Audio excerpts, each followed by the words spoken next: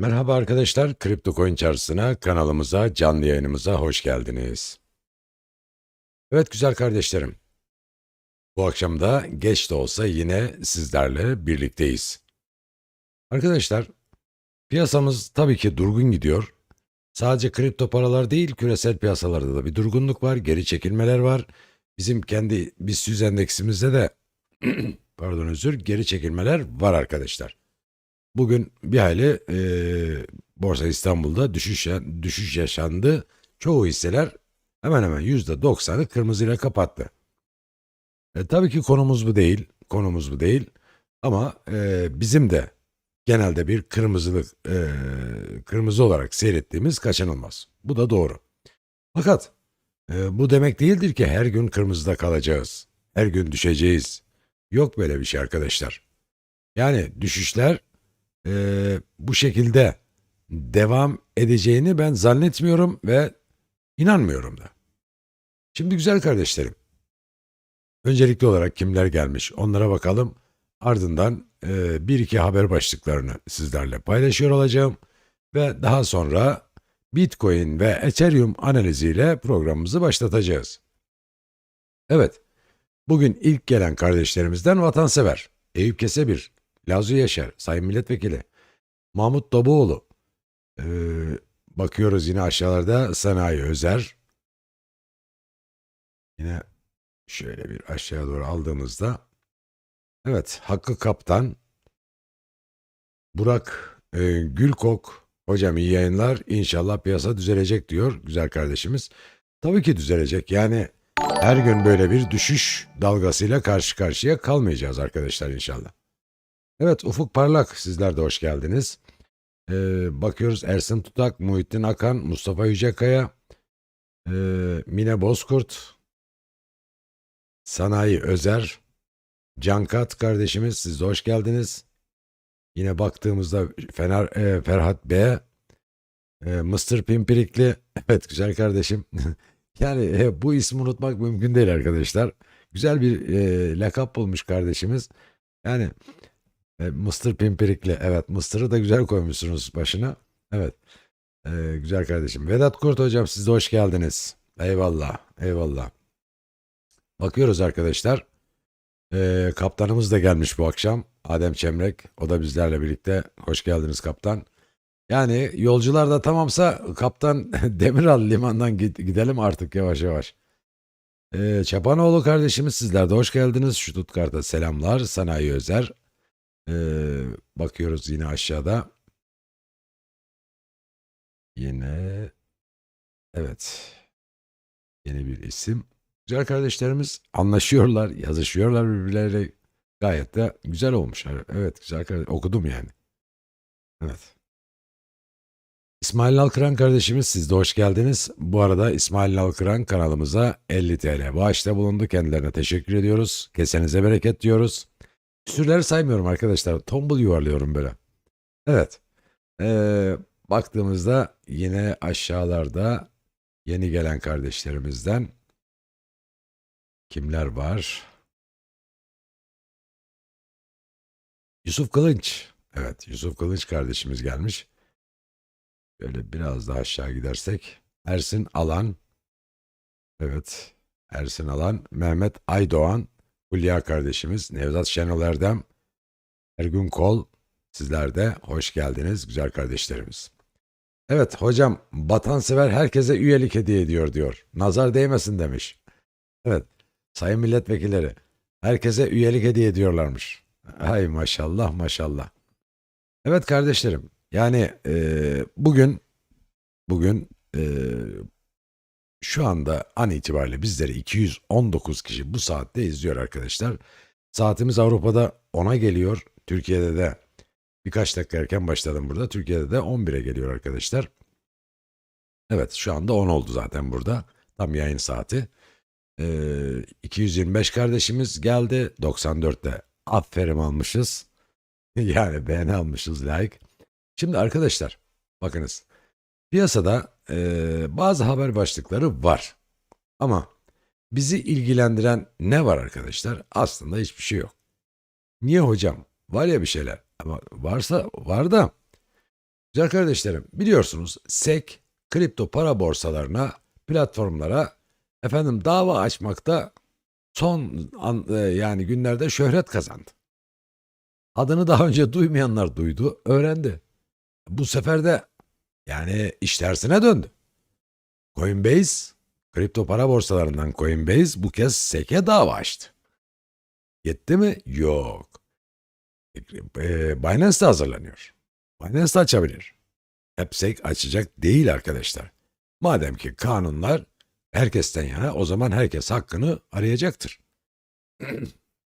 Efendim, yani konunun derinliğini, içeriğini bilmeden bu yani menkul kıymet, bu emtia demek, daha sonra da biz yanıldık demek, piyasayı manipüle etmek hiç de doğru olmuyor.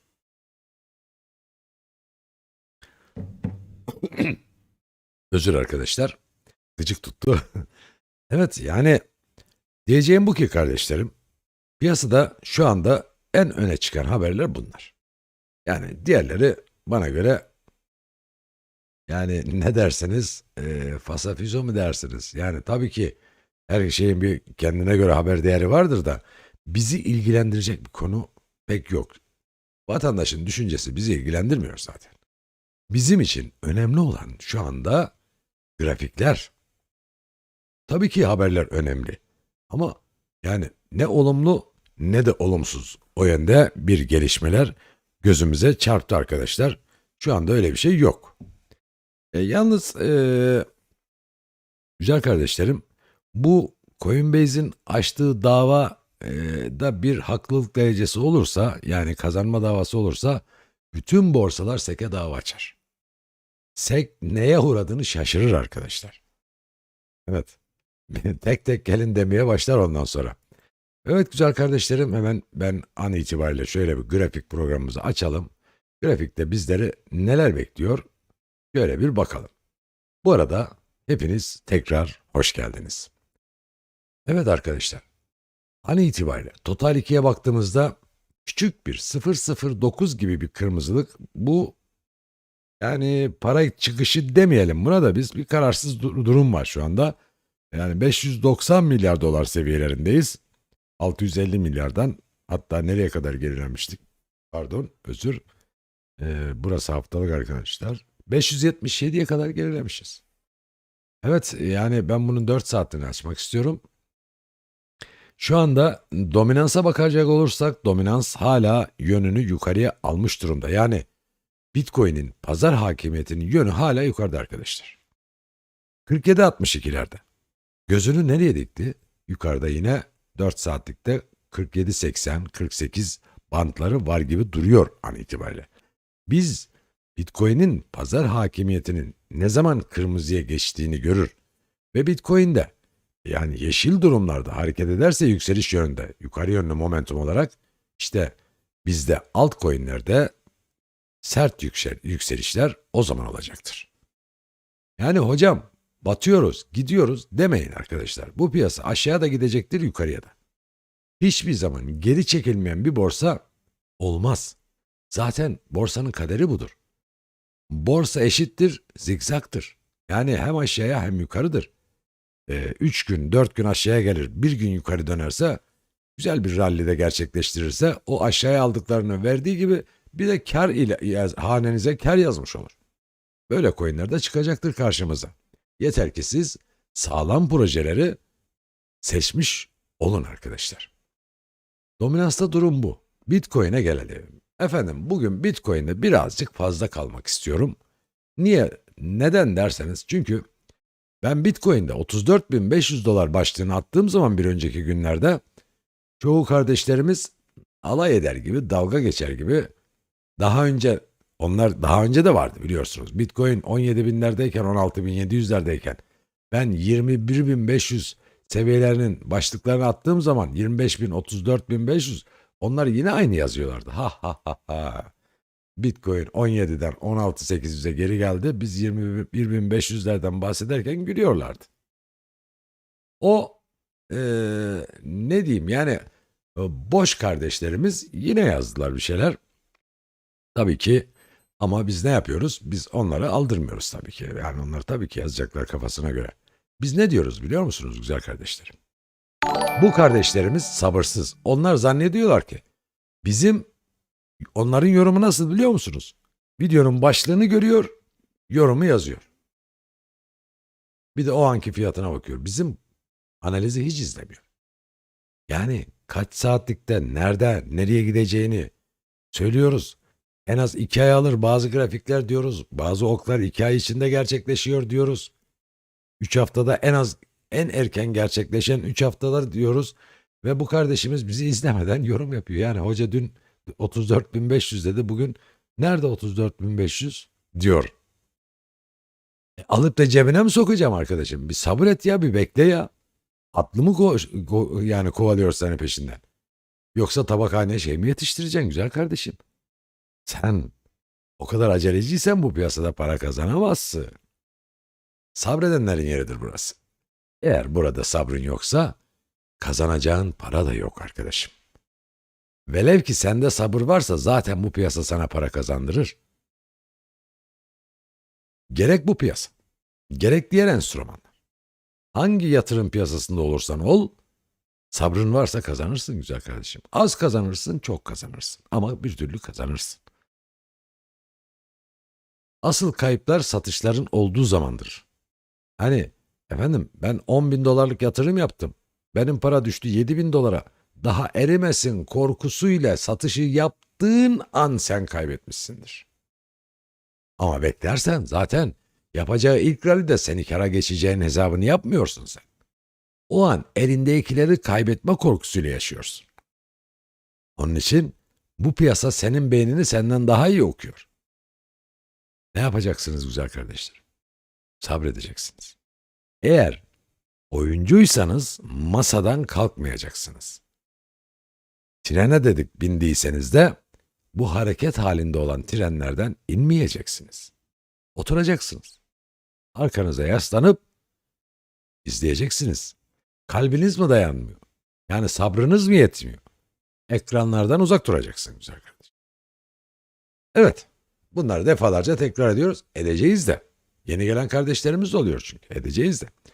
Arkadaşlar, Bitcoin'in 15 dakikalık grafiğinden başlıyoruz. Şimdi, güzel kardeşlerim, ne görüyoruz arkadaşlar? Bitcoin an itibariyle 28 bin lira doğru gidiyoruz. Doğru mu? 27.935 dolar. %1,5'luk bir yukarı yönlü momentum geldi. Peki hocam altcoin'ler niye gidemiyor? Gidemez çünkü bir dominans değişildi arkadaşlar. Dominans da bakınız hemen dominansın üzerine geliyorum. O da aynı şekilde Bitcoin ve dominans aldı başını gidiyor. Efendim ben diyor pazarın bütününe hakim olacağım. Bu gidiş onu gösteriyor. Yani pazar hakimiyeti de yükseliyor. Hem kendi. Ya hep bana ama yarın dominans yani Bitcoin'in pazar payı kırmızıya döner. Bitcoin yükselişi devam ederse Bitcoin'den de para çıkışları olduğunu düşünürüz. Çünkü dominansın geri çekilmesi demek pazar hakimiyetinin azalması demek. O zaman ne olacak? Altcoin'lerin pazar hakimiyeti yükselecek. Bu sefer de altcoin'ler onlarla birlikte nasıl ki Bitcoin kendi pazar hakimiyetiyle yükselebiliyorsa altcoin'ler de kendi pazar hakimiyetiyle yükseleceklerdir. Hangi altcoin'e fazla talep varsa onlar da rally'e koşar arkadaşlar. Bakınız hangi altcoin'lerde talep varsa onlar da rallilere koşacaktır. An itibariyle bakınız burada bir formasyon var arkadaşlar. Burada yükselen bir üçgen formasyonu gelmişti. Değil mi? Hocam yükselen üçgen formasyonunu biz pek anlamıyoruz diyenler var. Arkadaşlar adı sırtında yükselen. Yükselen. Yükselen grafikte şudur ya. Bu derinlik var ya şu derinlik. Aradaki boşluk şu arkadaşlar. Bunun devamının çalışacağı anlamını taşır. İşte burasıdır arkadaşlar. Şu kırılıma tam yerleştirelim. Buyurun çalıştı. Buyurun arkadaşlar. Şu anda çalıştı burası. Şu derinlik çalıştı. Evet. Toplu olarak bakacak olursak Burada bir düşen trendimiz var. Burada da yükselen dip trendimiz var. Bu aynı zamanda simetrik üçgendir arkadaşlar. Simetrik üçgen çok tehlikelidir. Çünkü yön arayışında herkes her yöne kırılabilir. Bakınız, simetrik üçgende her yön gelebilir. Niye hocam her yön gelebilir? Bakınız, yukarıdan aşağıya gelen simetrik üçgende bir düşen trend çizgimizi çizdiğimizde, çizgi çizmekten korkmayın arkadaşlar. Çizginizi çizin. Trend çizginiz doğru olacak diye bir kaydı yok. %100 doğru olacak diye bir pozisyon yok. Korkmayın trend çizgisi çizmekten ya.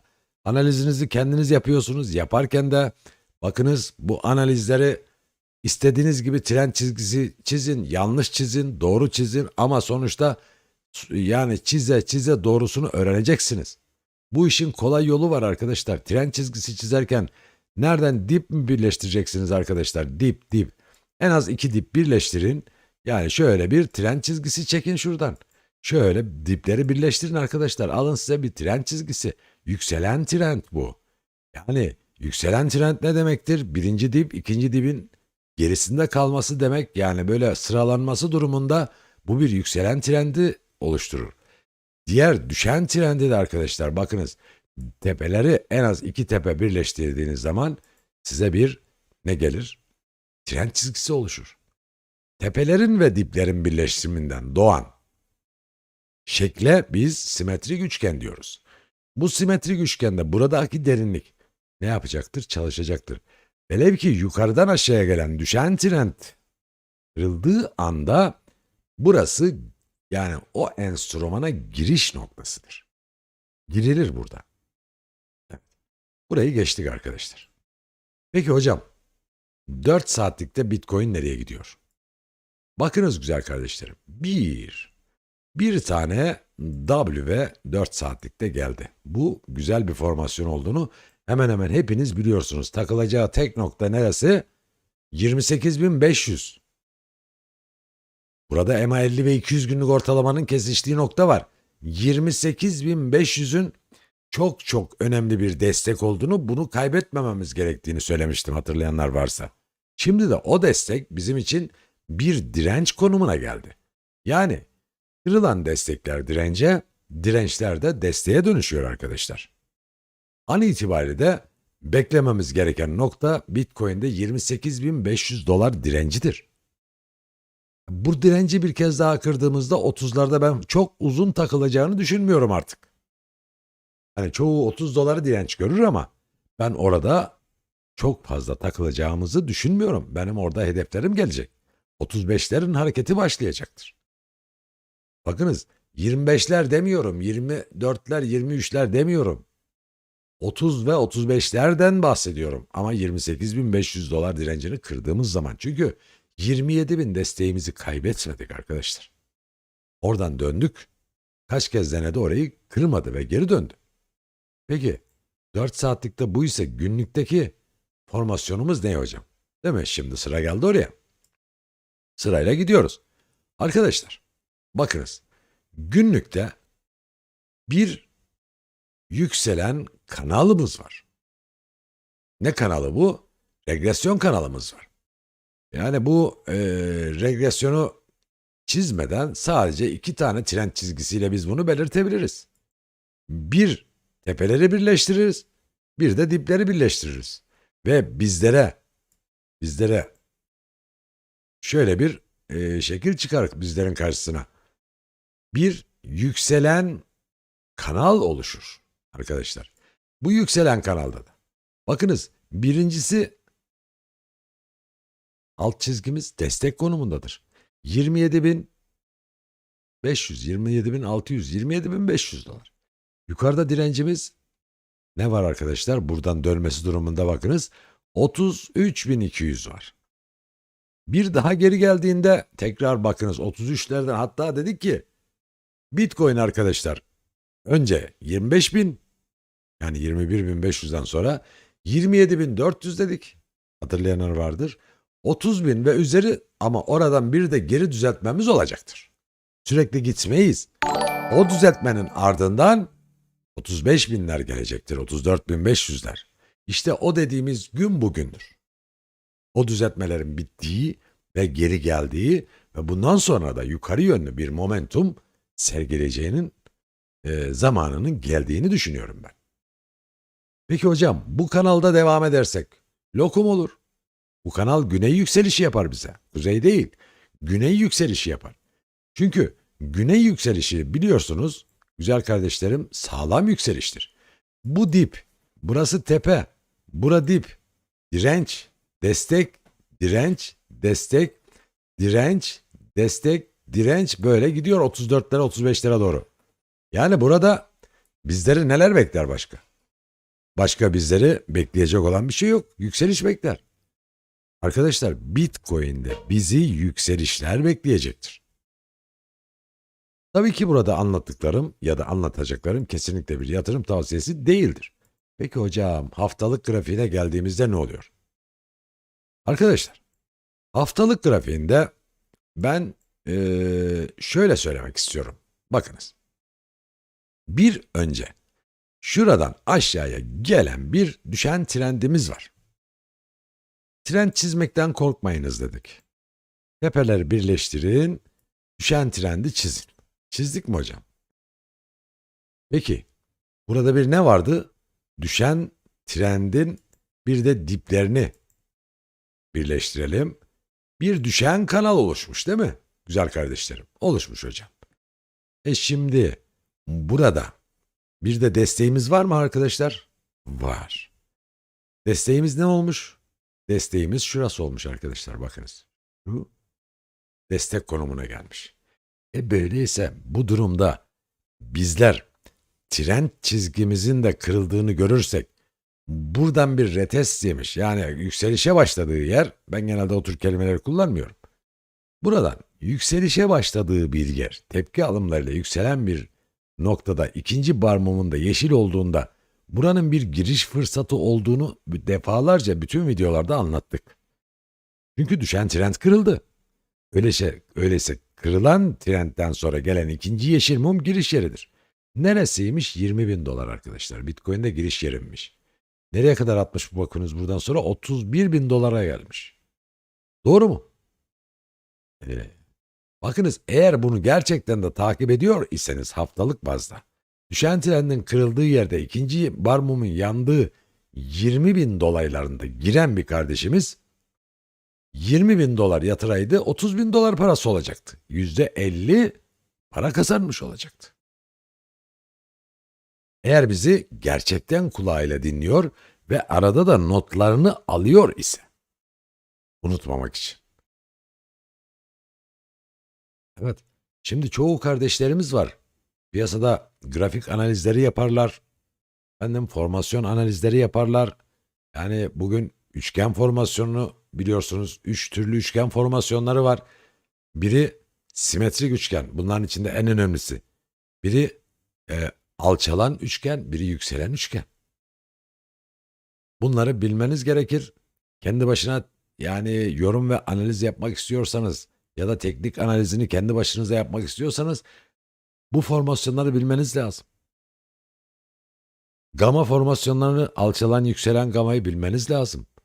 Obo tobo formasyonlarını bilmeniz lazım. Libro'yu bilmeniz lazım. Fibonacci düzeltmesini bilmeniz lazım. Piyasayı iyi okumanız lazım. Vesaire vesaire arkadaşlar. Aman hocam ya sen ne anlatıyorsun bize güzel hocam. Siz yani ben hep çift dikişe atarak sınıfları geçtim. Ya da efendim ben okulda zaten kaçıyordum bu formasyon derslerinden. Ya da matematikten kaçıyordum zaten. Şimdi onlarla uğraşamam ben. O zaman herkes işini yapacak güzel kardeşim. Bu işi bilenle yoluna devam edeceksin. Bu işi bilenlerle götüreceksin. Değil mi?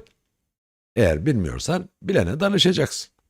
Şimdi arkadaşlar bir de RSI'den bahsettik değil mi bu arada? Bakınız RSI'da normalinde şu aşağıda çizdiğim ortadaki RSI çizgimiz destek, direnç ve orta. Şimdi hocam şimdi RSI'da eyvallah kardeşim RSI'da şimdi otomatik açtığınızda 70'e 30 değeriyle gelir size. O 70'i bizler 80 yapıyoruz. 30'da 20 yapıyoruz. Onu kendimize göre düzeltiyoruz. Niye hocam? Bakınız, hiçbir şey %100 olmaz, %0 da olmaz. RSI'de. Onun için 20 ile 80 bandını alırız. Burada kırmızı, altta gördüğünüz kırmızı kesik kesik çizgi 20'yi işaret eder. En üstteki kesik kesik yeşil de 80'i gösterir RSI'de. Ortada 50'dir arkadaşlar. Şimdi hocam 20 ne, 80 ne, 50 neresi? Güzel kardeşim. Şimdi öyle anlatmayalım da şöyle biraz grafiği büyütelim. Şuradan bahsedelim. Efendim şu dibe geldiğimizde RSI'nin 20'lere geldiğini görüyoruz bakınız. 20'lere, hatta 20-25'lere şu dibe. Yani buradan bir alım noktası gelmiş. Alım noktası gelmiş. 20'lerden alım noktası ayağıdır. Peki hocam şu tepeye geldiğimizde RSI nerede? RSI tepeye geldiğimizde de arkadaşlar 70'in üzerinde. Burada satım yeri gelmiştir. Burada satış yeri gelmiştir. Öyleyse biz hocam hemen buraya geldiğinde satışın olacağını nasıl yapacağız? Ya da buraya geleceğini nereden bileceğiz? O zaman siz diyeceksiniz ki arkadaşlar, zaten 20 en alt.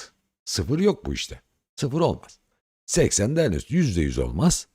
Bazen de matematikte 2-2-4'tür ama grafik programlarında, analiz ve yorumlarda 2-2'nin 6 edeceğinin hesabını yapacaksın. 5 edeceğinin hesabını yapacaksın. Öyleyse biz ne yapacaktır? Ne yaparız arkadaşlar? Bu alttaki mevcut bulunan 20'li yerlerden girmişsek, 50'lerin üzerine de çıkmışsak, heyecanımız var. Yenemiyor muyuz 50'lere? Bakınız bu 50 seviyelerindeki olan yükseliş yerine stop loss'umuzu yerleştiririz. Biraz daha gitti, stop loss'umuzu merdiven basamağı gibi çıkartırız. Bakarız efendim, yani şurada olduğu gibi zikzak çizmeye başlıyor 80'lerin üzerinde. Değil mi? Zikzak çizmeye başlıyor. O zaman burada da zikzaklar oluşur. Öyleyse basamağımızı bir kademe daha yükseltir. Ona göre yapacağı momentuma göre biz de hareketimizi gerçekleştiririz. Bu şekilde olur arkadaşlar. RSI'yi bilmek lazım.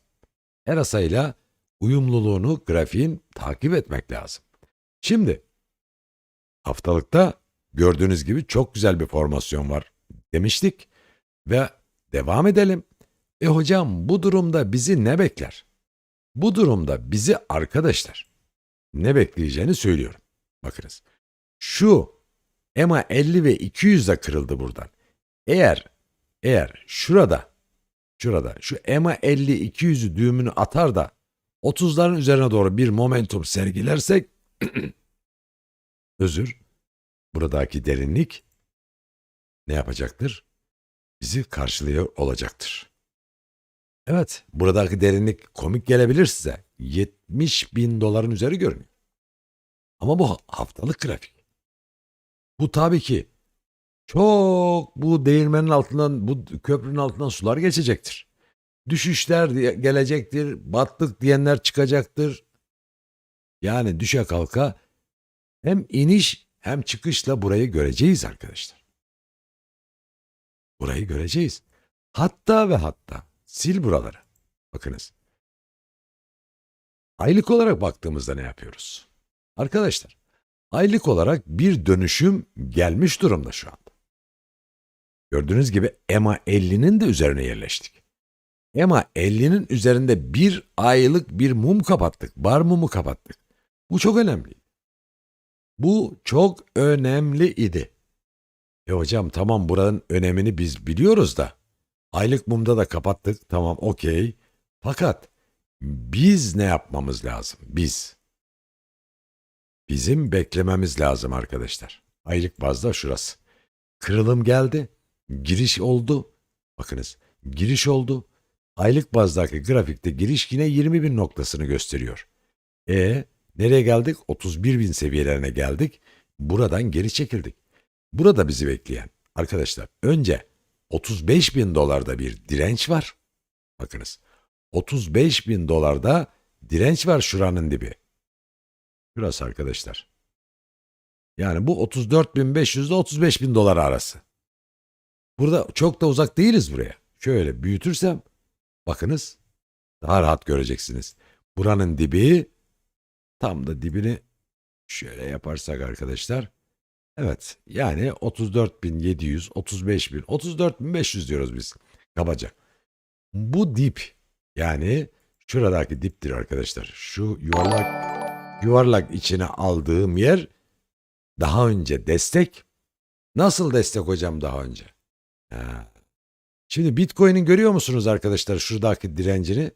Burası Bitcoin'de 63.000 doları gördüğü yer. Ne yaptı buradan? Döndü geri, buraya kadar geldi ve burada destek. Bu destek. Bu destek neresiydi? 34.500 dolar desteği. İşte bağıra bağıra 34.500'ü biz buradan dolayı söylüyoruz arkadaşlar. Biz kafadan bir şey atmıyoruz. Buradan söylüyoruz.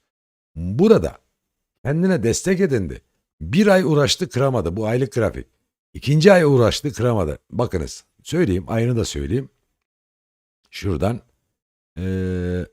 Haziran'da 2021 Haziran'da kırmadı burayı. Dönüyoruz. Temmuz'unda kırmadı burayı. Kıramadı yani. Kıramadı. Buradan Ağustos'ta geri döndü 2021'in. 1 Ağustos'ta geri döndü. Ve güzel kardeşlerim 69.000 dolara kadar çıktık. Ondan sonra zaten çarşı karıştı. Pandemiydi, ıvırdı zıvırdı. Yani bir sürü olaylar yaşandı. Olumsuz haberler, olumsuz gelişmeler oldu. Efendim savaş çıktı, hastalık çıktı, banka iflasları çıktı, efendim şu çıktı, bu çıktı. Yok FED faiz kararı açıklama başladı, faiz artırımları geldi, enflasyon yüksek. Ne gelirse aklına. Aklına ne gelirse yaşandı, işte yaşandı bitti diyoruz ya arkadaşlar. Kaç ay sayalım? Ay. Her kırmızı bar mum bir ay arkadaşlar. 1, 2, 3, 4, 5, 6, 7, 8, 9, 10, 11, 12, 13 aydır sürekli düşmüşüz. Sürekli düşmüşüz arkadaşlar. 13 aydır.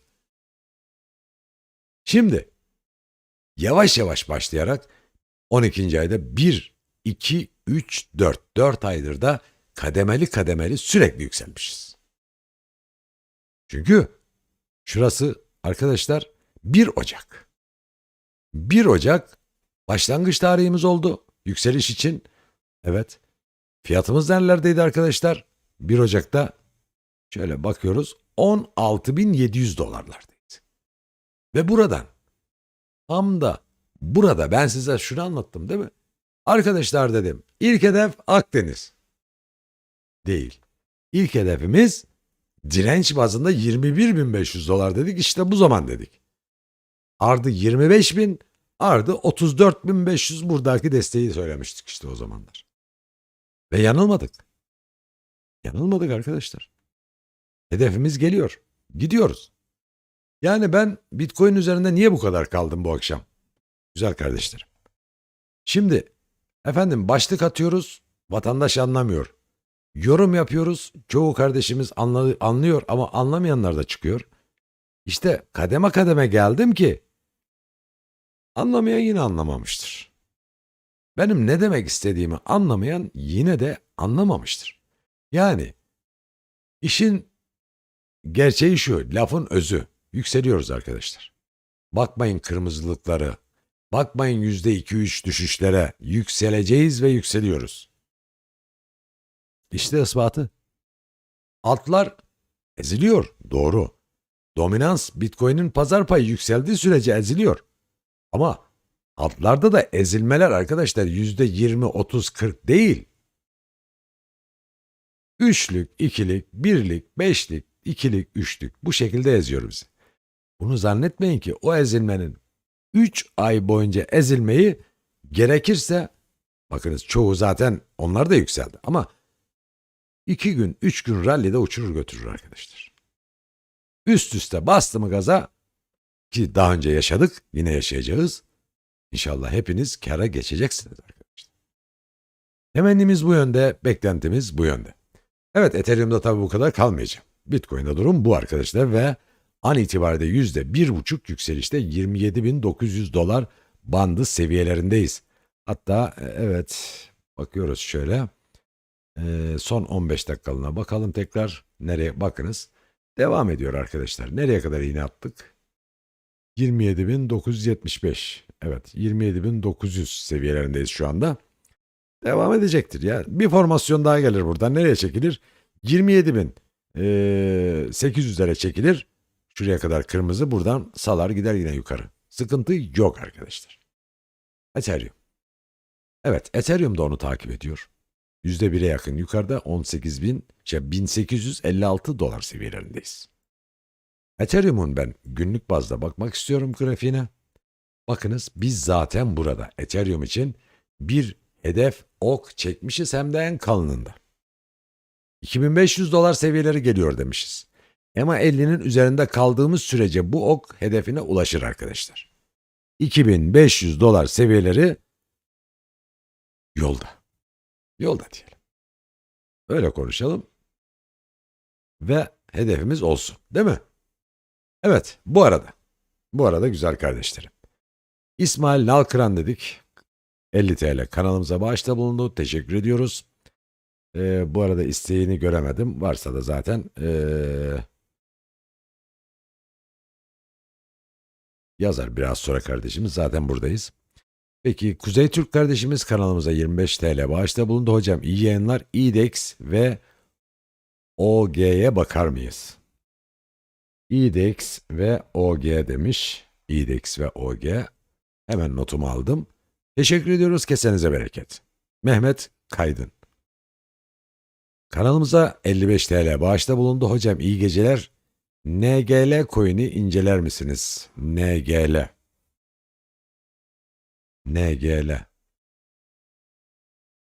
Sizin düşünceniz nedir? 0.22'den aldım. Detaylı bakarsanız sevinirim demiş. Elimizden geleni yaparız arkadaşım. Fatih Şükrü Kokkokoğlu. Evet. Kanalımıza 50 TL bağışta bulundu. Fatih kardeşimize teşekkür ediyoruz. Kesenize bereket diyoruz. Fatih kardeşimizin de isteği olan İNC, SX ve Kokos Audio. Evet. Ona da bakacağız. Tabii ki güzel kardeşlerim, siz zaten biliyorsunuz, tekrar etmeme gerek yok. Kardeşlerimiz bağış yaptığı için önce bunların analiz isteği olan coinlerin analizi gelecek ekranlarımıza. Evet, Şevkat Akbal kardeşimiz 50 TL bağışta bulundu. Sayın hocam demiş, merhaba, EKTA yorumlarınızı rica edebilir miyim? EKTA alındı. Güzel kardeşim, EKTA'nın da kaydı alındı. Tekrar bakıyoruz. İsmail Nalkıran, hocam HRU lütfen, Sanem Hanım da yeni üyemiz, tebrikler diyor. Eyvallah kardeşim, Sanem kardeşim, siz de hoş geldiniz. Şimdi TRU'yu da not alalım arkadaşlar. Bu ara TRU'yu ilk başta yapacağız çünkü İsmail Nalkıran kardeşimiz yukarıda da bir bağışta bulundu. Buraya unutmuş herhalde isteğini yazmayı. Şimdi TRU'dan başlıyoruz. IDEX'te devam ediyoruz. Hemen grafik bölümümüze geçelim arkadaşlar. Şimdi TRU bizim aşağıda baktıklarımız arasında var mıydı? Kolay bulacak. Evet, var burada. Dün silmemişiz ya. Şimdi saatlik bazda TRU'yu bir ele alalım arkadaşlar. Şimdi saatlik bazda görünen ne var hocam? Değil mi? Görünen ne var? Görünen bir tane simetrik üçgen var. Bakınız, simetrik üçgen var saatlik bazda. Çünkü yükselen bir dip var. Buradan çizdiğimizde yükseliyor. Pardon, gıcık tuttu yine. Bir su içelim arkadaşlar.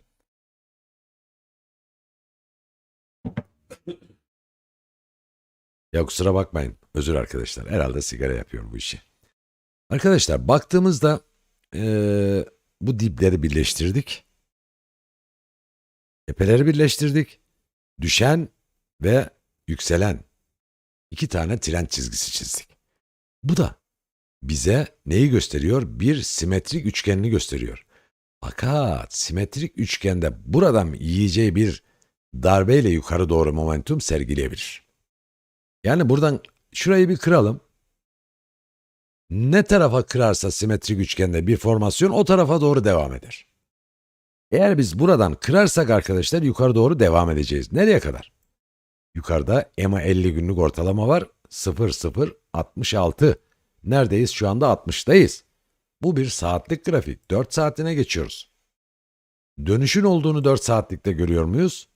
Evet hocam, görüyoruz. Öyleyse bir tane trend çizgimizi çizelim saatlikte. Şuradan. Yani burada bizim gördüğümüz şu var arkadaşlar. Saatlik bazda. Bir de desteğimizi çiziyoruz. Şurada parantez olarak şunu anlatmak istiyorum. Şimdi çizgiler, trendler, yükselen alçalanlar, herkes hepsini bilebilir. Velev ki bunların hepsi tek başına bir anlam ifade etmez. Hepsinin birleşimini iyi okumak lazım arkadaşlar. Bir de piyasayı iyi okuyabilmek lazım. Bu işin birazcık da tecrübesi lazım. Eğer sizin çektiğiniz böyle çizgiler düşen trendti, yükselen trendti, o boydu, to boydu, bilmem neydi. Bunların tamamını vatandaş bilse bile bu piyasadan para kazanamaz. Şimdi soru işareti oluştu değil mi kafanızda? Biz ne anlatıyoruz bir saatten beri güzel kardeşim Bitcoin üzerinde? O benim gördüğüm yerleri diğer yorumcu ve analizciler görmüyor mu? Ama bazı insanlar gördüğünü okuyamaz. Bu da önemli. Bu konuda da tecrübe ister. Tecrübe lazım. Sen bu işin profesörü olabilirsin. Bu grafikleri dört dörtlük rüyanda okuyormuş gibi, ezbere okuyormuş gibi okuyabilirsin. Ama bu işin ne kadar derinine, detayına inersen o kadar daha fazla hata yaparsın. Basite indirgerek yapacaksın teknik analizini ve piyasanın gidişatından haberdar olacaksın. Artı o grafiğin çalışmasında birazcık da tecrübe sahibi olacaksın. Hepsini bir araya getireceksin. Ona göre yorumunu patlatacaksın güzel kardeşim. Bizim oklarımızın 12'den vuruş nedeni de budur. Bizim oklar hedeflerini 12'den vuruyorsa işte bu anlattıklarımdan ötürüdür güzel kardeşlerim. Evet, şimdi burada benim gördüğüm, bizi bekleyen Tro'da arkadaşlar şu var. Şuradaki derinlik var. Çünkü kırıldı burası. Bu okun hedefi 82'ler. Fakat 66 bir direncimiz var. 73 ikinci direncimiz var. Başarırsa 80'in üzeri gelir. 4 saatlikte. Şu anda 60'lardayız bakınız. Günlük ne yapar hocam? Günlükte de sıkıntı yok. Günlükte de eğer şu 75'in üzerine bir atarsak kendimizi yukarıda bulunan 0.17 dolara doğru bir momentum başlatırız. Yani 0 atarız, 0.17 dolara doğru da bir momentum başlatırız. Daha 0.060'lardayız. Ve an itibariyle küçük bir 0.16'lık bir kırmızılığa sahip arkadaşlar. Tro'da durum bu. Evet. OG'ye bakacağım arkadaşlar. IDEX. Tro'dan sonra IDEX'e bakıyoruz. IDEX, hay maşallah maşallah. Arkadaşlar, şu oku bakınız çektiğimde hedef ne demişim? 0.90'lar geliyor demişim. Doğru mu arkadaşlar? Bu oku çektiğimi izleyen bilir. Eğer bununla ilgileniyorsa vatandaş bunu izlemiştir ve bunu bilir. Ve nereye kadar iğne atmışız arkadaşlar? 0.90'lar geliyor dediğimiz yerde 0.1058'e atmışız. Evet. Yani burada 0.90 nerede? 0'ı buradan sonra atmış ve yoluna devam etmiş. Şu anda 0.089 seviyelerindeyiz düzeltmesiyle birlikte. Peki bu grafiği biz nasıl çizmişiz ve ne zaman çizmişiz, değil mi? Bakınız arkadaşlar. Şuradan aşağıya ben bir düşen trend çizmişim ve buraya demişiz ki arkadaşlar burada bu derinlik gelebilir. Ama buradaki ok füzeye gider, yani uzaya gider gibi gelmez. Bu düzeltmelerle gelecektir. Birinci direncimiz, bakınız birinci derinlik burasıydı. Bunu attık arkadaşlar. Hatta okuya geçtik bile. Şu anda herhangi bir formasyon haftalıkta da göremiyoruz, günlükte de. Öyleyse ben bunun 15 dakikalığından gelmek istiyorum. Değil mi? 15 dakikalığından gelmek istiyorum. Bir trend çizgimiz var yine, ama 50'nin üzerinde kalıyoruz her ne kadar burada bir simetrik üçgen oluşmuş olsa da. Bakınız. Burada bir simetrik üçgen oluşmuş olsa da şu dipleri birleştirmişiz. Hatta simetrikten de çıkıyor bu yavaş yavaş. Da şuradan alırsak simetrik oluyor ama kısa trend düşünürsek simetrik olmuyor arkadaşlar. Ne oluyor hocam? Şöyle baktığımızda arkadaşlar, burada bir düşen trendimiz var. 15 dakikalığında bakınız. Düşen trendimiz var. Bir de desteğimiz var arkadaşlar. Burası da desteğimiz.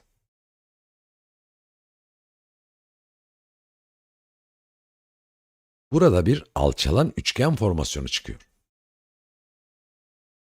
Alçalan çünkü burası paralel sayılır. Bir iki iğne atıp gitmeler önemli değil. Yani hepsi hemen hemen aynı noktaya vurmuş. Aynı noktaya vurmuş. Burası destek konumunu görüyor öyleyse. Yani 89 hala buraları destekliyor. Yani bu 88-89 bandını destek olarak ediniyor. Yok hocam, aşağı inersek nereye gideriz? EMA50'yi kaybedersek, bu 88'lerdeki EMA50'yi kaybedersek. İşte o zaman arkadaşlar bizi aşağıda 85'ler bekliyor. 85'ler bekliyor. Alçalan takoz, yükselen grafik formasyonu çıkmış sanki, öyle görüyorum arkadaşlar. Bakınız. Burada bir alçalan takoz, yükselen trend formasyonu çıkıyor.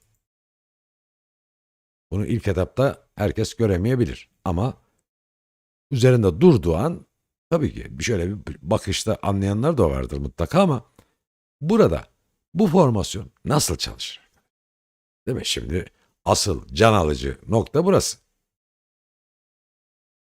Arkadaşlar mümkün mertebe böyle 50-100 tane coin analizi yapacağımıza az coin analizi yapalım, öz yapalım, yüzeysel geçmeyelim. Yanılabiliriz yüzeyselde. Bunu anlatmak istiyorum yani. Bakınız. Burası bize dönüm noktası olarak nereyi gösteriyor arkadaşlar? Tam EMA50. Velev ki buradan kırarsak, formasyon uzamazsa, bak uzarsa da devam eder uzantısı.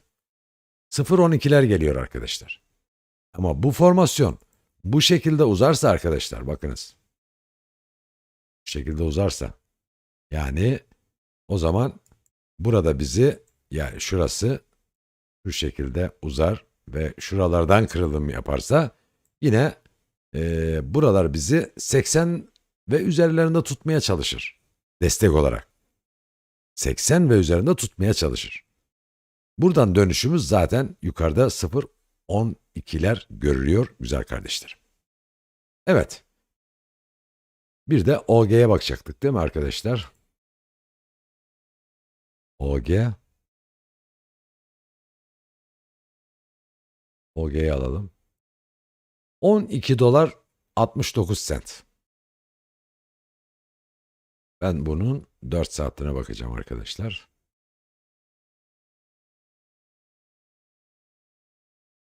Şuraları da bir kaldıralım. Daha önceki ok gelmiş zaten hedefine, gördüğünüz gibi. Bu ok hedefini 12'den vurmuş arkadaşlar. Şimdi sıra bu okta. Bakınız. Sıra bu oka gelmiş durumda. Bu ok dediğim yerden değil, daha yukarıdan dönmüş. Önünde küçük bir 13-24 direnci var. Eğer bu EMA 50'yi kırar Başarırsa zaten RSI'de geliyor. Bakınız RSI'de geliyor. 50'lere gelmiş durumda RSI. O zaman bizi bekleyen yukarıda hedef 21 dolar. Evet, 21 dolar görünüyor. OG'de durum bu. NGL'ye bakalım. NGL, bunu GATE'den bakıyoruz. NGL.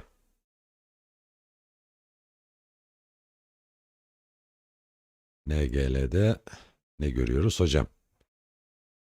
Arkadaşlar, düşen trend devam ediyor. Düşen trend devam ediyor. Ben burada bir formasyon şimdilik göremedim ama bakınız, vay. Burada bir Tobo formasyonu var arkadaşlar. Ters omuz, baş omuz formasyonu var. Evet, şimdi hocam, şimdi biz bunu omuz baş omuzu bilmiyoruz. Böyle bir bakayım arkadaşlar. Burada mıydı bizim? Evet. Burada. Bakınız, şurası sol omuz. Değil mi? Şurası baş arkadaşlar. Şurası da sağ omuz. Evet. Gördüğünüz gibi büyütürsek daha rahat okuyabilirsiniz şurayı. Burası sol omuz, baş, sağ omuz. Yani burada buna biz Tobo formasyonu diyoruz.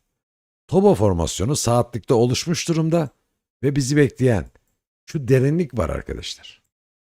Bu derinlikte kırılımda 23'lere götürüyor bizi. Yani şu anlama geliyor. Yükseliş var arkadaşlar. Şu anda 0.53'lük kırmızı olduğuna bakmayın. Bu gelecek gibi duruyor. Evet. Bunun formasyonu oluşmuş durumda saatlik bazda. 4 saatliğine bakacak olursak, şimdi buraları temizleyelim. 4 saatlikte de aynı formasyon var. Bakınız, omuz, baş, omuz. Yani ters omuz, baş var. Peki hocam, buradaki derinlik nereye götürür bizi? Değil mi? Şimdi önemli olan bu. Bu da kırılıma koyulduğu zaman arkadaşlar 0.23'ü gösteriyor bize. 4 saatlikte de aynı yer görünüyor. 4 saatlikte de saatlikte de aynı formasyon var. Demek ki yön yukarıya doğru devam. Evet, diğer INC coin'e bakıyoruz şimdi. Şuradan INC INC. Şurada. Evet, INC coin'de de güzel kardeşlerim, düşen trend kırılmıştır. Düzeltmeler bitmiştir. Aynısını önceki yayınımızda da bahsettik. 10 dolara kadar hedef verdik, nokta atışı gelen bir INC coin 7 doların altına sarkıyorsa burası bir alım fırsatıdır, alım noktasıdır ve şu anda bizi bekleyen ne var? Değil mi? 4 saatlikte INC coin'de. Düşen trendi kırdık arkadaşlar. Düşen trend kırılınca ne oluyordu? Yükseliş başlıyordu. Burası aynı zamanda şöyle geniş perspektiften bakarsak arkadaşlar, alçalan takoz gibi düşünebilirsiniz. O zaman burayı biz alçalan takoz düşünürsek bu kadar derinlik buraya gelir ki yine 10 dolar hedef görünür. Öyleyse bizi ilk bekleyen direnç burasıdır. Yani 7,5 dolar. Bu 4 saatlikteydi. Günlüğüne bakalım arkadaşlar. Günlükte bizi bekleyen ne var? Günlükte bizi bekleyen. Arkadaşlar, dönüşüm başlıyor bakınız. Yön arayış bu mu? Eğer bundan sonra bir tane yeşil, yani bar mum koyup da böyle dolgun bir bar mum, yani şurada gibi, böyle T gibi değil. Şu anda zaten T'yi yaptı. Bu bir yön arayışı. Eğer ikinci mum kalınlık bazda bir önceki mumdan aynı renkte olup da yukarıda olursa bizi bekleyen, hatta ben buraya kalın ok çizmek isterim arkadaşlar o zaman. Şurası olur. 11.30. 11.30 olur. %6 an itibariyle yukarıda yükselişte arkadaşlar. %6 INC Coin yükselişte. Tekrar döndü. Evet. Yayına başlarken %1 falandı yanılmıyorsam. Öyleydi değil mi? Öyleydi. Evet. Bu arada Musk %8'i geçmiş arkadaşlar. Max da yükseliyor. INC diğerlerini de çizelim. SXP'ye geçelim arkadaşlar. Bu diğer Chiliz falan hepsini yapacağız. Audio falan hepsine geliyoruz arkadaşlar sırayla. Max'ı falan hepsini yapacağız. Tabii ki böyle uzatmayacağız da yani yetiştirmeye çalışacağız. İsteğiniz çünkü. SXP. SXP. SXP. Kokos. Kokos. Evet. Ekta. Ekta. Audio. Yukarıda bakacağım onu. Evet, audio yukarıda bakacağım arkadaşlar. Oraya geldik mi yukarıya döneriz. SXP'den girelim arkadaşlar. SXP de aynı bakınız. Hiçbir sıkıntı yok. Alçalan ve yükselen. Şuradaki derinlik geliyor arkadaşlar SXP için. Sadece bekleyin. Şurası biraz uzayabilir. Yani 48, 49'lara kadar geri gelse bile sıkıntı yok bakınız. Çünkü destek 47. Ama 50 günlük ortalama var. Buralara gelmeden bu coin döner geri 89 hatta 1 dolarların üzeri gelir arkadaşlar. Yani ben bunu görüyorum burada. Haftalık bazda onda da bir değişiklik yok arkadaşlar. Daha önceki çektiğimiz oklar nasıl hedefini 1-1-12'den vurmuşsa yine de bunlar da vuracaktır. Bakınız buradan döndüğümüz an burası 1.30'lar ya. Sadece sabır. Kokos %9 geri çekildi. Normal mi? Normal. Normal arkadaşlar. Formasyon yapıyor. Formasyonu tamamlıyor. Şu anda bizi bekleyen 1.9 direncimiz var. Şu an 1.650, 1.65'lerdeyiz.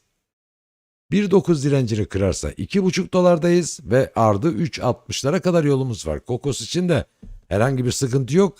Yani ilave edilebilir duruma gelmiş zaten. %9-10 geri düşen bir coin şu grafikte varsa o coin'de ilave edilecek bir duruma gelmiş. Günlüğüne baktığımızda günlükte bizi ne bekliyor?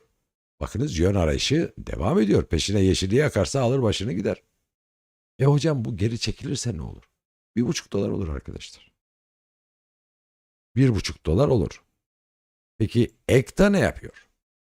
Değil mi? Şöyle bir bakalım arkadaşlar.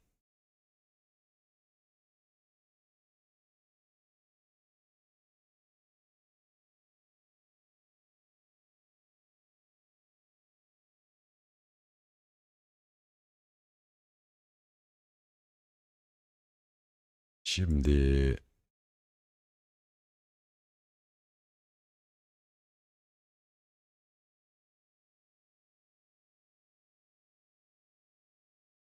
bu Ekta ne yapıyor? Kafam bir yere takıldı da arkadaşlar. Ona baktım sadece. Doğruymuş. Yani bir yanılgı yok.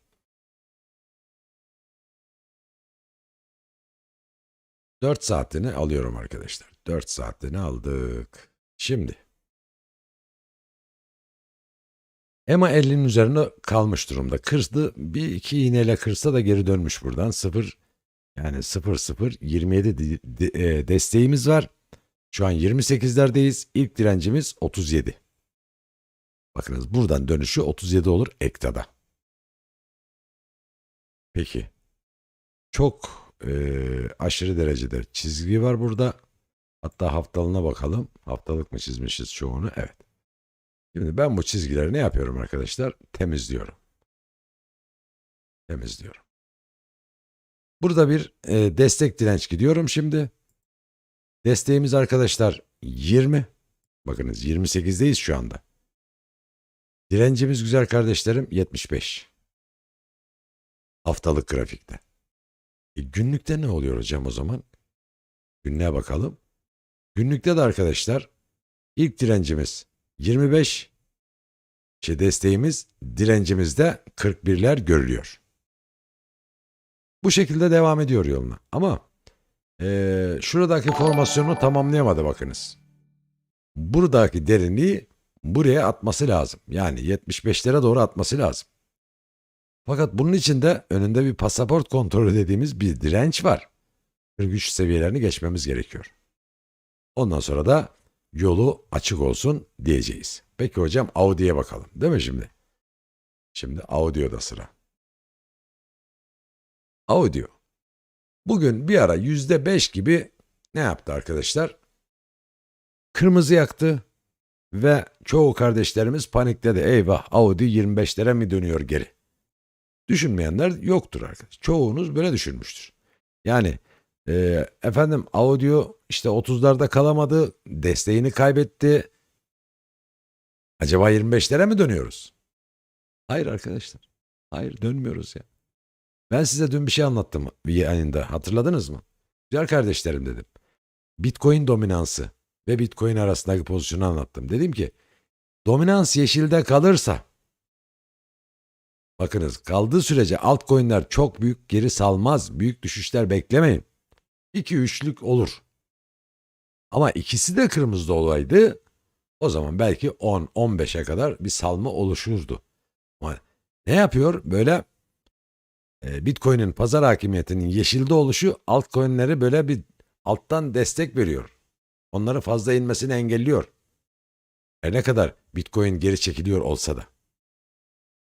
Ama dediğim gibi hem Bitcoin hem dominans ikisi bir anda geri çekilirse o zaman altcoin'lerin altında destek kalmıyor. Destekler kendilerine lazım. Burayı anladınız umarım. İşte bu yüzden güzel kardeşlerim dedik fazla bir düşüş ben beklemiyorum. Düzeltmeler olacak. Bitcoin Audio şu anda 0.30'un üzerinde 31'e yakın. Ve %2'nin altında bir kırmızılığı var. Bakınız dönme burada var zaten. Dönüş mumu var. Hedef 0.40'lar 42'ler geliyor. Silmedik bunu. EMA 50 ve 200'ün de üzerinde hareket ediyoruz. RSI 50'lerde bakınız. Bu da güzel. RSI 50'lerde. Göreceli güç endeksimiz. Evet. Şimdi. Audio'da durum bu. Audio'da baktık. Hem bu arada bağış yapan kardeşlerimizin isteklerini de yerine getirmiş olduk. Bir de Musk diyelim burada arkadaşlar. Musk'ta durum ne? Değil mi? %8. Evet. 4.98 5 dolara geliyoruz. %8.26 yükselişte an itibariyle. Hocam tamam her şey güzel. Max da güzel. Ax da güzel. Hepsi güzel de. Formasyonda ne yani? Yani formasyon nerede? Formasyon nerede olacak kardeşim? Aha da burada. Burada bir simetrik üçgen var. Üzerinde kalmaya devam ediyor ve devam ettiği sürece de bize şu derinliği getiriyor arkadaşlar. Şu derinliği getiriyor. Bakınız 8 dolar 80 sent. Burası 10 dolar yolcusudur. Evet 10 dolar. Ha, hocam ilk direncimiz neresi? İlk direncimiz 7.30. 7,5 dolar seviyeler. Şu an neredeyiz? 4.97 ve %8 civarında da yükselişi var. Evet. Bu arada bir ekranı yoklayalım arkadaşlar. Yeni gelen kardeşlerimize de hoş geldiniz diyoruz güzel kardeşlerim. Evet.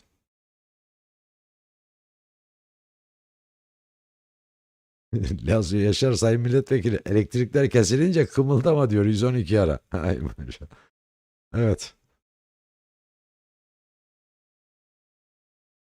Sanem kardeşimiz siz de hoş geldiniz dedik. Ersin, Alan, Ertan, Ahmet Keklikçi kardeşimiz hepiniz hoş geldiniz. Evet isteklerinize devam edeceğiz arkadaşlar. Çoğunu not almıştım zaten. Omega Network. Aptos'u not aldık. File. Aptos gelecek. CFX. CFX. STX. STX. Evet. Zaten çoğunu not almışız. Shiba, Aptos, FED, Audio Mask, INC bunlar bitti zaten. Bunlar yapıldı. Yapay zeka coinlerine geçeceğiz arkadaşlar. Bu arada ekranımızı bir kontrol hala yapalım. Evet. Ertan kardeşimiz bu arada katıl butonundan üye olmuş. Üyeliğiniz hayırlı olsun. Kripto Coin Çarşısı ailesine siz de hoş geldiniz güzel kardeşlerim. Bu arada 311 kardeşimiz bizlerle birlikte, 222'de aferin almışız. Haydi bakalım. Haydi hayırlısı güzel kardeşlerim. Şimdi isteklerimizle devam edelim. Efendim şöyle bakıyoruz. Aptos. Iris de vardı burada. Iris'e de bakalım. Iris'e de bakalım. Şu anda %2,5 kırmızıda ve 0,029'a doğru hareket etmiş durumda görülüyor. Günlük bazda ele almak istiyorum. Bir dönüş mumunun yandığını görüyorum ve ilk direncimiz 34 dolar seviyelerini görüyorum burada. EMA 50 günlük ortalamada. Evet. Burada EMA 50'de 34 doları görüyorum. Yukarıda 46 doları görüyorum. Yani 0,046 günlük bazda grafikte. Peki hocam 4 saatlikte var mı? 4 saatlikte daha iyi bir formasyon var bana göre. Bakınız ilk geleceği nokta şurası arkadaşlar. Şurası. 30. Şu anda 28.65. 30. Kalır mı kalmaz. Yukarıda 33 var EMA, yani 4 saatlikte EMA 200'de 33 var. Burası geliyor. Peki hocam burada farklı bir formasyon var mı? Saatlik bazda var mı? WA var. Devam ediyor. Zaten okunu çizdik arkadaşlar. Güzel bir grafik. Güzel bir grafik.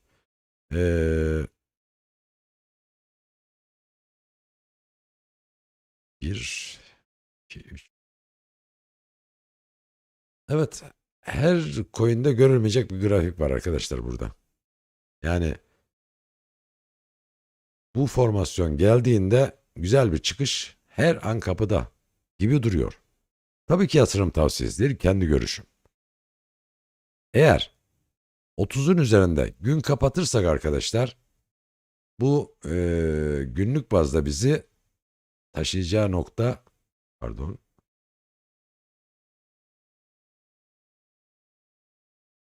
70'ler falan görülüyor arkadaşlar.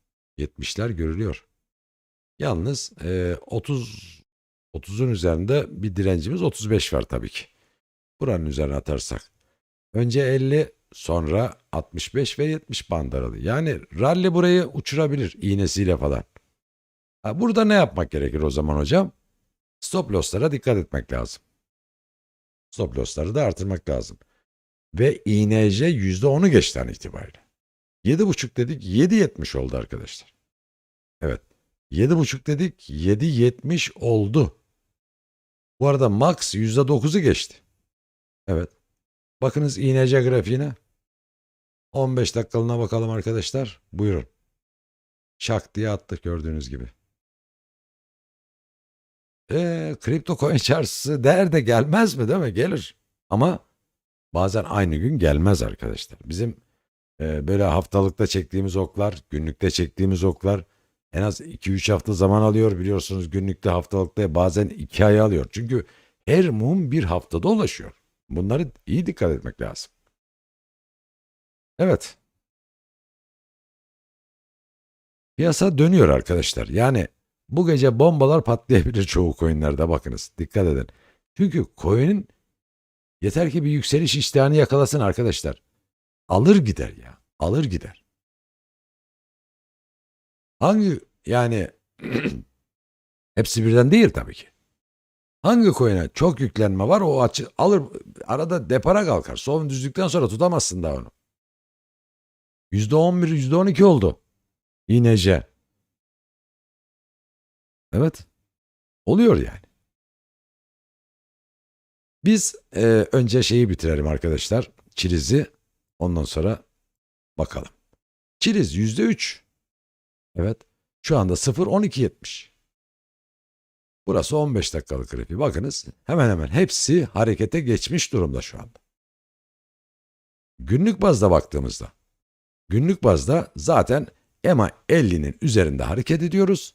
RSI 50'lere geliyor ve yukarıda bizi bekleyen 15 dolar var. 0.15 dolar. Çiliz de buraya doğru yola çıktı. Evet, Çiliz de buraya doğru yola çıktı. Chainlink demiştiniz. Evet, Link %2,5 yukarıda 7 dolar 23 sent. Evet, EMA 50'yi kırmaya çalışıyor. Tam da buradayız. Hedef 9 dolar arkadaşlar. 9 dolar. Haftalık bazda baktığımızda aynen EMA 50'nin üzerinde. Hedef burası yine. Yukarıda 10 dolar. Peki Solana demiştiniz. Solana'da 21.64. O da dönüyor arkadaşlar. %1.22'lik bir yukarı yönlü momentumu var ama 28 direnci var. Buraya doğru yola çıkmış durumda bu da. Aptos demiştiniz. Evet. Aptos'u günlük bazda bakalım. Şu anda küçük bir yeşilliğe sahip olan Aptos 10.26 seviyelerinde. Şimdilik yatay devam ediyor. Desteği 10 dolar, direnci 14 dolar. Bu iki band aralığında Aptos'ta devam ediyor şu an. Ama ilk kırması gereken 11.74'te EMA 50 günlükte direncimiz var. RSI şu anda 33'lerde arkadaşlar. 50'lere doğru o da yola çıkmış durumda. Jasmi %5 döndü geri. Yolu açık olsun. Hedef 75'ler. Şu anda 17'lerdeyiz. 61'lerdeyiz pardon. 61'lerdeyiz arkadaşlar. Angara %1 devam ediyor. Yukarıda bizi bekleyen 45'ler var Ankara'da. Peki hocam Clear Network GRT'yi şimdi FET'le GRT'yi az sonra yapay zekaya geçeceğim. Orada bakacağım arkadaşlar. Yapay zeka coin'de. Clear dönüyor arkadaşlar. Düzeltmesi bitti. Bakınız şuradaki düzeltmenin aynısını yaptı işte. Yani burada ne verdiysek aynısı burada da geliyor şimdi arkadaşlar. Ne geliyor hocam Clear'de? Bakınız. Yukarıdaki direnci geliyor şimdi. Desteğini test etti. Çünkü güney yükselişi yapan bir kanaldayız. Yukarıda ne geliyor abi? 35'ler geliyor ya. 35'ler geliyor. File coin. Evet, bir de file bakalım. Bu arada baktıklarımızı silelim. Aptos'a baktık. Kokos'a baktık. Chiliz'e, Sol'a baktık. File coin. Evet. File coin 5 dolar 32 sent. %1.24'lük bir yukarı yönlü momentumu var. Arkadaşlar, filede haftalık bazda oluşan bir ne vardı? Bir fincan vardı. Bakınız destekten dönüyoruz geri. İlk direncimiz 9.70. Daha sonra da arkadaşlar 14 dolar seviyeleri gelecektir. Yani bu açıdan bakarsanız mantıklı olur biraz da. Evet, Filecoin'de de durum bu güzel kardeşlerim. CFX demiştiniz değil mi? CFX. Bu da şuralarda bir yerdeydi arkadaşlar. CFX.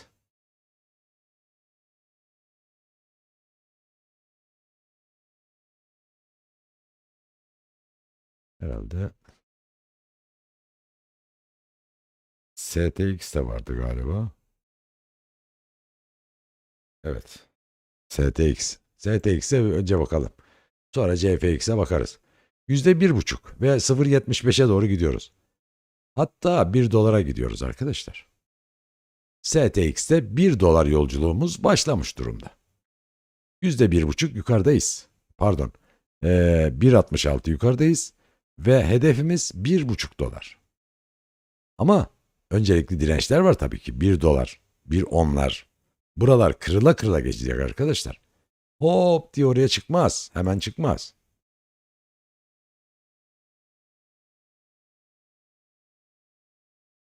Evet. Bizi bekleyen EMA 50 günlükte 88 var ilk başta. Ardı 1 dolar.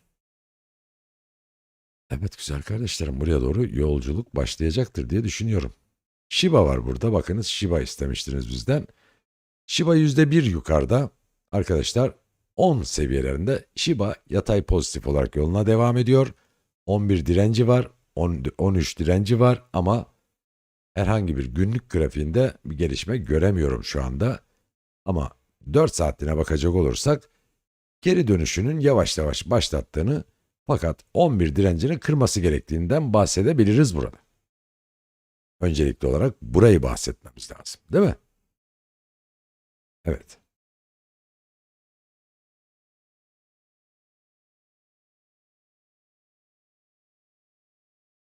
Tamam, oraya da geleceğiz arkadaşlar. MDT'ye de geliriz. Bir CFX diyelim. CFX. %1 civarında, onda da yeşillik başlamış durumda. 0-30 dolar bandı seviyelerinde o da dönüyor arkadaşlar. CFX'e bakınız geri döndü ve ilk direncimiz 31, yukarıda da 36 direncimiz var. 35'i 36'yı kırarsa da yolu açık olsun diyebiliriz CFX için. Biz bunu haftalıkta bakmış mıyız buna? Bakmışız. Şöyle bakmışız. Evet, desteklemişiz 29, daha sonraki direnç 35 ve yukarıda da 48 dirençlerimiz var diye sıralamışız güzel kardeşlerim CFX'i. Evet, MDT bakalım. MDT, AGX'e, Feçali ve GRT ile bakacağız. MDT'ye bakıyoruz arkadaşlar. Omega Network'e bakalım. Omega Network. Bunu buradan Bitsap'tan bakalım, değil mi? Evet, dolar cinsinden bakacağız. Omega Network. Evet, düşen trendi bitirmiş arkadaşlar. Haftalık bazda da ben günlük bakmak istiyorum yine de buna. Günlükte ne görüyoruz? 1 dolar desteğimiz var. Evet, 1 dolar desteğimi görüyorum ben şu anda. Ben geri 4 saatliğe geleceğim. Arkadaşlar geri 4 saatlikte de şuradan gelen bir düşen trendimiz var. Henüz kırılmış değil yalnız, bakınız. Şöyle genişletirsek göreceksiniz. Kırılmak üzere, iğnesini saymıyoruz. Bir tane daha yeşil mum atarsa işte o zaman tamam diyeceğiz. İşlem tamam oluyor diyeceğiz. O zaman bizi bekleyen derinlik burası olur arkadaşlar. Bakınız burası olur. Ama dediğim gibi bir tane daha yeşil mum atarsa EMA 200'e kadar, yani 1,5 dolara kadar gidebilir. 1,5 dolara kadar gidebilir. MDT'ye baktığımızda %3,5'luk geri çekilme var. 4 saatlikte düşen trend devam ediyor. Evet. Baktığınız zaman kırmızının içinde bir düşen trend çizgimiz var. Hem üstte hem altta. Dipler ve tepelerin birleştirdiği bir düşen kanalın devam ettiğini görüyoruz. İlk direncimiz 0050. Şu an 43'lerdeyiz. Desteğimiz arkadaşlar 40. 4 saatlikte bunu görüyoruz. Günlükteki desteğimiz evet 40. EMA 200. İlk direncimiz arkadaşlar 55. Yani geri dönmesi lazım. Şu anda düşüş trendi devam ediyor. MDT'de. Arkadaşlar geçiyoruz yapay zekalara. Feçali'den başlayalım. Değil mi? Feçali, ay maşallah maşallah. Dönüyoruz arkadaşlar. Ne oldu?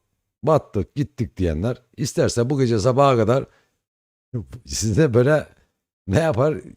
Yani neşelendirebilir isterse. Ama şu anda daha tam başlamadı. Daha %3,5'luk bir yeşilliğe sahip. Yeni girdik daha yeşile diyor. Ve 0,34 dolar. 35'e gidiyoruz. 40'ı görür mü isterse? Kapanışa kadar görür. Yeter ki canı istesin. Görür arkadaşlar. Yatırımcı sabırlıysa bu piyasada da para var diyorum. Bunu defalarca söyledim sizlere. Güzel kardeşlerim dedim. Sabredin. Küçük düşüşlerde kaçmayın. Masadan ayrılmayın. Bu işler hep düzelecektir. Bir enstrüman ister altın olsun, ister gümüş olsun, ister hisse senetleri olsun, ister bonolar olsun, ne olursa olsun, isterse Bitcoin, altcoin olsun. Sonsuza kadar ne yükselir ne de düşer. Mutlaka geri döner, mutlaka. Evet, çanak çömlek fincan kulp zaten belli. O kadar çekmişiz. Demiş ki 90 hedefimiz var arkadaşlar. Peçeli'de hedefimiz 90 ya. Sıkıntı yok ya. Gelecek orası arkadaşlar. Evet, ters omuz baş omuz var dedik arkadaşlar. Tobo Obo formasyonu var dedik. Bakınız ters o yani omuz baş omuz. Tobo. Düzeltiyorum. Obo değil tobo arkadaşlar. Ters omuz baş omuz. Bakınız burası otomatik olarak kendiniz yaptı zaten bu formasyonu. Hocam ya güzel de. Tamam. Bu formasyon güzel. Çalışır da. Evet güzel çalışır da direnç var 0.17.5'larda 17'lerde. Kırarsak 20 üzeri gelir. The Grap'ta yani GRT'de. Şu anda onun da %3.5 yukarıda. Bu da yükselişte. Peki OSIM protokol. OSIM protokol %1.60'lık. Bakınız desteğimiz 35'ler. Direncimiz 45'ler. AGEX demiştiniz değil mi? AGEX. Bakınız alçalan takoz yükselen grafik modu devam ediyor. Burada bizi ilk bekleyen 0.61'ler var. Şu anda 35'lerdeyiz. Bu da yaklaşık %80-90 yükseliş demek. Yeter ki sabretmeyi bilin. RLC'ye bakıyoruz arkadaşlar. %1'in üzerinde. Yeşillik. Piyasa komple yeşile dönüyor yavaş yavaş. Farkındasınız değil mi arkadaşlar? Evet. Ben bunu dün akşam bekliyordum ama bu akşam oldu. Gecikmeli oldu. Efendim motor bozuldu demek ki. Yani ya da mazotu bitti yola ya da rotarlı kalktı. Öyle diyelim. Dün akşam geç saatlerde yeşile döneriz demiştik. Aynısını bu akşam yaptık arkadaşlar. Bir akşam gecikmeli yaptık. Yani düşeriz demiyoruz bakınız. Ya şimdi bazıları diyor ki ya hocam siz hep yükseleceğiz diyorsunuz. Yükseleceğiz arkadaşlar ya. Biz yükseleceğiz. Düşeceğiz lafı bana yakışmıyor. Çünkü o düzeltme bana göre ya. O düzeltmedir. Çünkü daha 2022 gibi bir yılımız inşallah olmayacaktır. Çünkü bakıyoruz piyasada olumsuz haberler de yok. Önümüzde var Mayıs'ın 3'ünde FED toplantısı. Zaten belli faizi zaten fiyatladık %25 bekleniyor. Ondan sonra da ne yapacaktır belli zaten. Bunların dışında pek de bir şey beklemiyorum ben.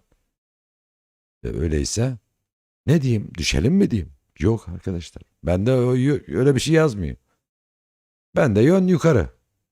Düzeltme bitecek buradan döneceğiz. Benim yönüm bu. Benim yönüm bu. Bazıları bekliyor ki ya hoca anlattı dönmedik. Şimdi dönecek bir saat sonra dönecek. Yok öyle. Burası en azı günlük ve haftalık grafik. Bir mum bir gün haftalıkta da bir haftayı tekabül eder. 5 gün bekleyeceksin. 5 günü bir mum için. Ne bir saati ne 5 saati. Güzel kardeşim. Evet. 1,5 dolar an itibariyle RLC 2 dolar direncine doğru yola çıktı. VeChain simetrik üçgeni yaptı arkadaşlar. Hem de günlükte yaptı. Bakınız buradan eğer kurtarırsa paçayı nerelere gider biliyor musunuz? Simetri olan 35'lere kadar yol alır.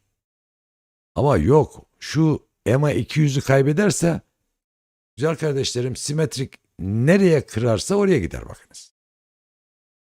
Yeşile kırar yukarı doğru devam ederse yukarı gider. Aşağıya kırarsa da aşağı devam eder. Onun için çok tehlikelidir. Dikkat edilmesi gerekir. Yani şu anda yön arayışı içinde yukarı dönecek gibi bir havası var. Bekleyip görmek lazım. Yani önce 24'e 25'e doğru çıkması lazım ki tamam bu formasyon çalışıyor diyelim. Evet güzel kardeşim. BitTorrent'e bakacağım. BitTorrent'e de bakacağım. Bu yapay zekalardan sonra. Gördüm yani yazdığınız arkadaşlar. Rose %3 yukarıda ve 0.063'lerde. EMA50'nin üzerine oturdu. Şimdi 85'ler devreye girecek arkadaşlar Rose'da. Hatta 0.60'ya kadar Rose devam edebilir. RNDR 2 dolar direncini kırmaya doğru gidiyor arkadaşlar. Ama bana göre günlükte öyle bir güzel grafik geldi ki bakınız günlükte burası geldi arkadaşlar. 2 dolar 80 sent. 3 dolara yakın. Pardon 3 dolara yakın. Direncimiz 2.23'te direncimiz var tabii ki. Evet. Jasmi'ye baktık. Tamam buralar tamam arkadaşlar. Buralar tamam. Çaylar içilmiştir. Sohbetler bitmiştir burada. Luna. Yarım puanlık yeşilde arkadaşlar Luna için şu anda önünde 1.35 direnci var. Öncelikle orayı kırması lazım. Lunch'ta bir değişiklik yok. Yatay pozitif olarak yoluna devam ediyor.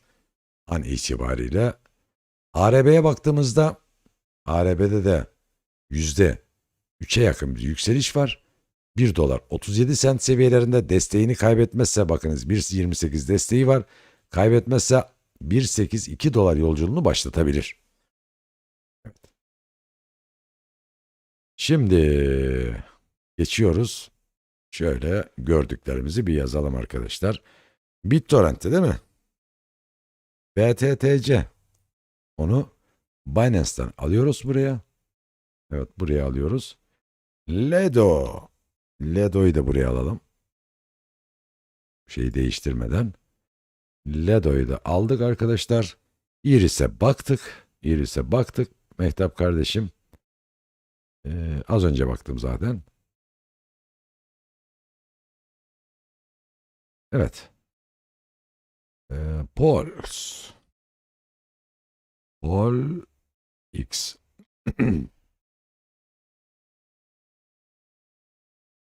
Polix. Gate'den bakalım arkadaşlar. Gate'den alalım. Ee,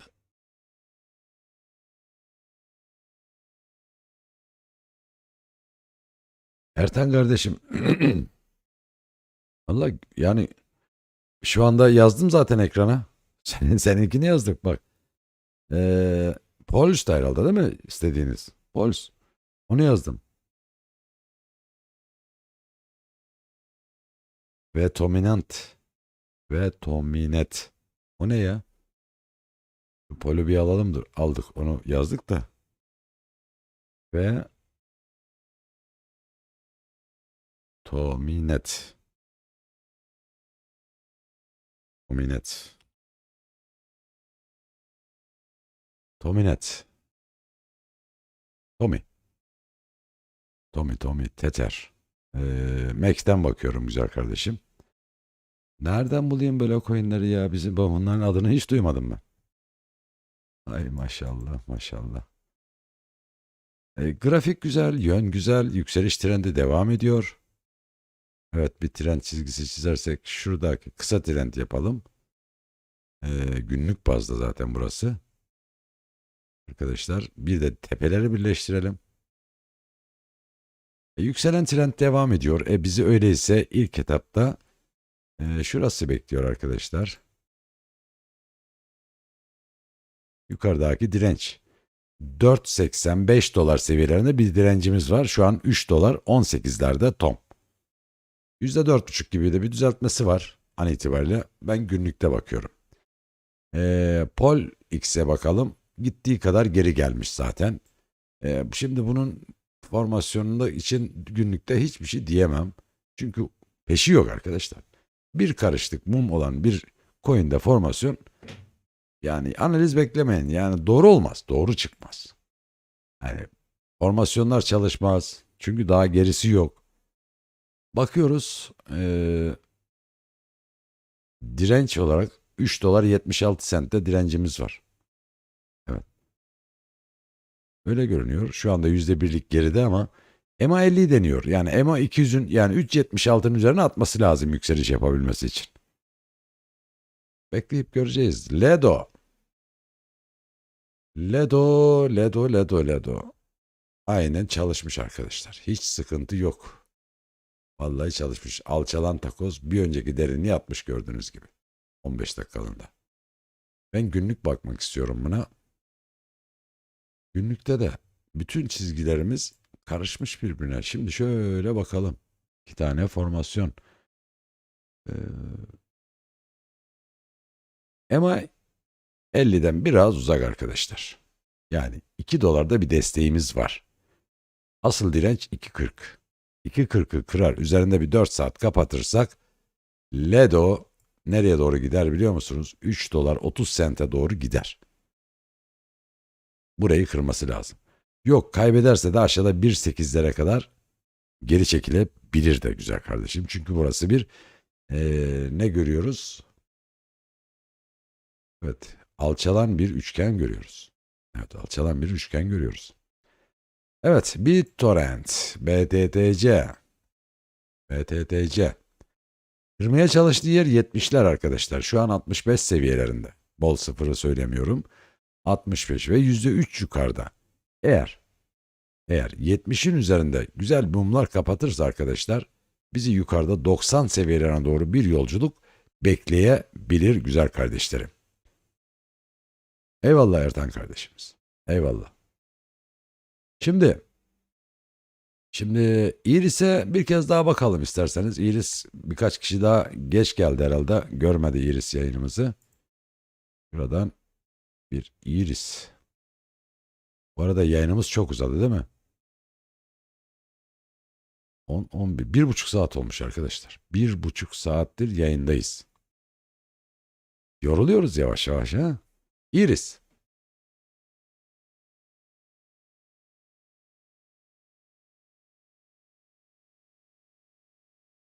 Vay İNC %15 yapmış arkadaşlar. Ya İNC %15 yapmış. Ne yapar? 8 dolara geçmiş yine. Gidecektir arkadaşlar. İNC 10 dolar tekrar hedef verdik biz ona. Bizi bir kez kırmadı geldi. Bir daha kırmayacak herhalde öyle görüyoruz. Evet Iris 0070 direncimiz var. Hedefimiz burası arkadaşlar. Şu anda 28'lerdeyiz. %2 gibi kırmızıda. Yani şimdi şöyle düşünmeyin. Yani bir coin gidiyor bizimkiler hep kırmızıda kalıyor diye kendinizi üzmeyin. Bu işler sırayla arkadaşlar. Evet. Bu işler sırayla. Yani sırası gelen coin rallisini de yapar, yükselişini de yapar. Yeter ki siz sabretmeyi bilin, sabrı bilin arkadaşlar diyorum. Yani sabreden derviş mutlaka muradına ermiştir. Yani er ya da geç sizlerin istekleri yani elinizde olan coinlerde hedeflerini bulacaktır arkadaşlar. Sabredin, sabredin, sabredin diyorum ben. Burada sizden müsaade istiyorum. Artık yorulduk. Yarın yine çoğunuzun iş günü. Gerçi ben akşam iş icabı dışarıda olacağım. Yarınki yayınımız erken olacak arkadaşlar. Geç saatlerde dışarıda olacağım çünkü. Böyle Türkiye saatiyle 7 gibi yayın bitmiş olur en geç. Hatta 6 gibi bitmiş olur yani. Belki daha öğle saatlerinde de yapabilirim onun yerine. Çünkü akşama vaktim olmayabilir. Yarın bir değerlendirme tekrar yaparız. İnşallah çok güzel grafiklerle karşınızda oluruz yarın. Böyle yemyeşil bir piyasayla karşınızda olmak dileğiyle, böyle rallilerden bahsetmek dileğiyle diyorum. Hoşça kalın, dostça kalın. Hepinize iyi geceler. Çok teşekkürler bizleri yalnız bırakmadığınız için arkadaşlar. Kendinize iyi bakın. Bu piyasa düzelecek arkadaşlar. Sıkıntı yapmayın kendinize. Hoşça kalın.